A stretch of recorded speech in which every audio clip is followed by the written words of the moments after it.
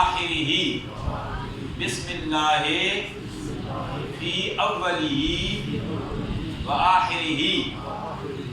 یعنی میں اس کھانے کی ابتدا بھی اللہ کے نام سے ہے اور انتہا بھی اللہ کے نام سے ہے۔ سرکار نے فرمایا جب بندہ کھانا کھاتا ہے بسم اللہ نہیں پڑھتا تو شیطان اس کے کھانے میں شریک ہو جاتا ہے، جب بندہ بسم اللہ پڑھتا ہے تو شیطان بھاگ جاتا ہے، اور جب بسم اللہ پڑھنا بندہ بھول جائے، آدھا کھانا کھا چکا یا کھانے کے اختتام پر پہنچ چکا، ایک لقمہ رہتا ہے، شیطان تمہارے ساتھ شریک ہے، کھانا کھا رہا ہے، جب اس وقت بندہ پڑھتا ہے بسم اللہ فی اولہ و آخرہ، شیطان جو کچھ کھایا ہوتا ہے شیطان سارے کا سارا طے کر دیتا ہے، یعنی الٹی کر دیتا ہے، کہتا ہے کہ اس پر اب اللہ کا نام آ گیا نا، پھر شیطان کو تکلیف ہوتی ہے۔ اس لیے کھانا کھانے سے پہلے، پانی پینے سے پہلے ہمیں بسم اللہ الرحمن الرحیم پڑھ لینا چاہیے۔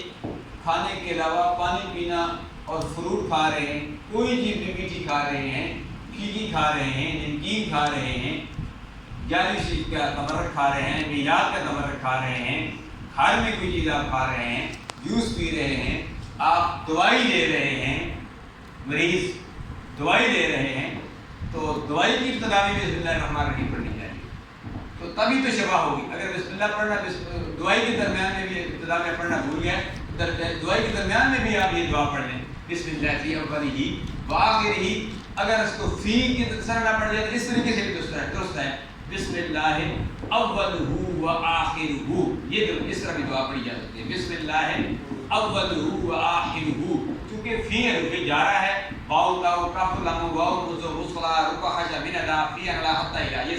17 حروف جارہ ہیں، چونکہ یہاں فی لگی ہے، فی کی وجہ سے بسم اللہ فی اولہ و آخرہ